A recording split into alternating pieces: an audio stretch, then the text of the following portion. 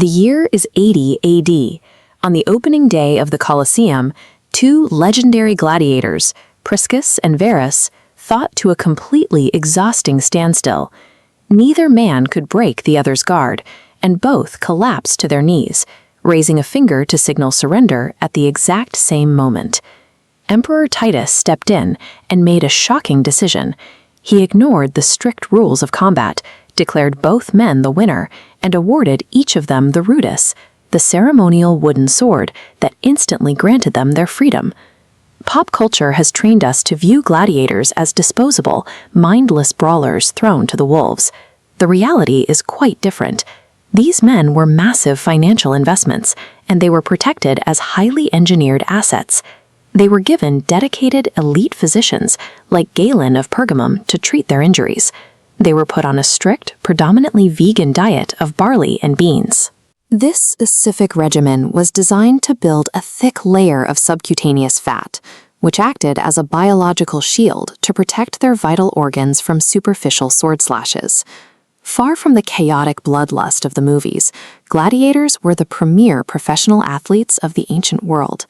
This highly organized industry did not happen overnight. In the 3rd century BC, the first gladiatorial combat was a small, intimate funeral rite. These early fights were a blood debt, the sacred sacrifice meant to perpetuate the spirits of dead ancestors. Soon, ambitious politicians realized that these private memorials drew massive crowds. Leaders like a young Julius Caesar hijacked the sacred rituals, turning them into lavish public spectacles to buy favor with the masses and secure votes. To mass-produce fighters for these political campaigns, Rome built the ludus, specialized training schools. Here in the ruins of the Ludus Magnus, with the Colosseum across the street, you can see the massive scale of this political factory. Inside these walls, recruits were subjected to intense physical conditioning.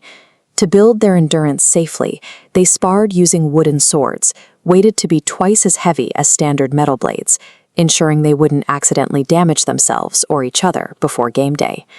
But entry into the ludus came at a terrible price. Every recruit had to swear the sacramentum, a terrifying, legally binding oath where they surrendered their human rights. They agreed to endure being burned, bound, beaten, and killed by the sword.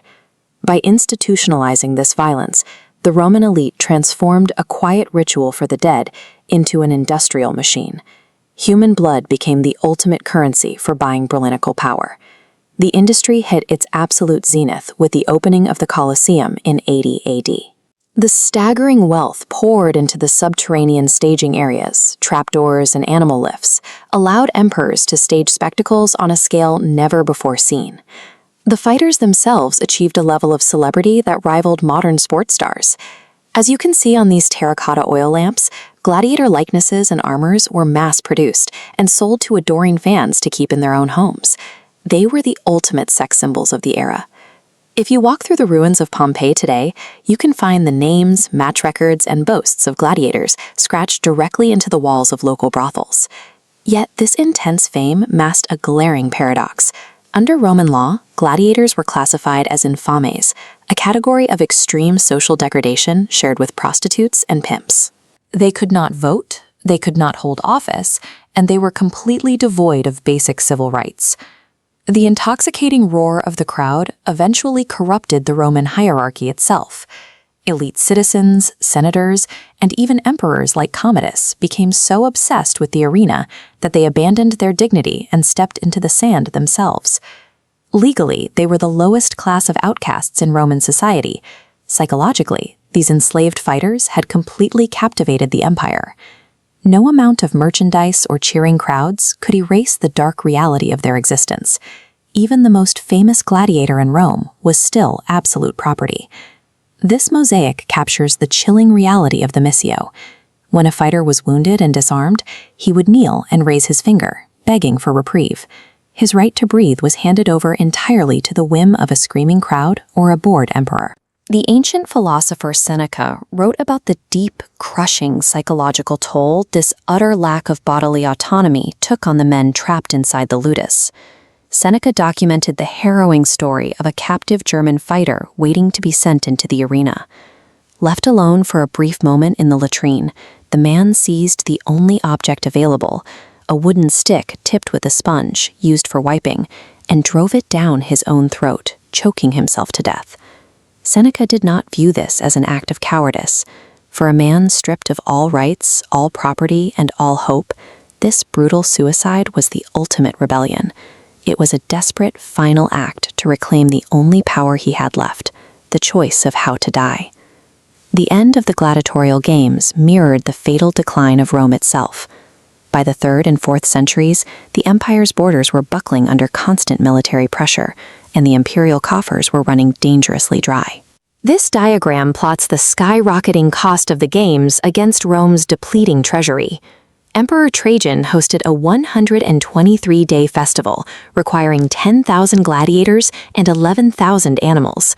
Later, the state simply could no longer afford the staggering logistics of feeding, housing, and training these massive armies. At the same time, the culture was shifting. The rise of Christianity across the empire began to steadily erode the moral and religious justifications for using human sacrifice as public entertainment. The fatal blow came in 315 AD. Emperor Constantine the Great, the first emperor to convert to Christianity, issued a historic decree outlawing the use of condemned criminals in the arena. Stripped of their infinite funding and their steady supply of condemned bodies, the great arenas finally went silent.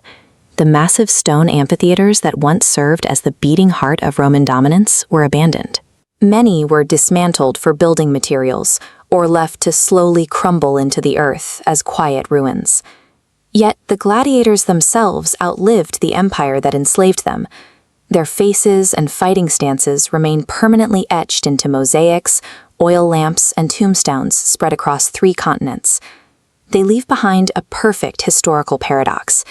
They were brutalized, discarded slaves who secured immortality, not through wealth or freedom, but through their absolute stoic acceptance of death. If you want to witness more stories of the rise and fall of power, subscribe and follow to Empire Snapshots.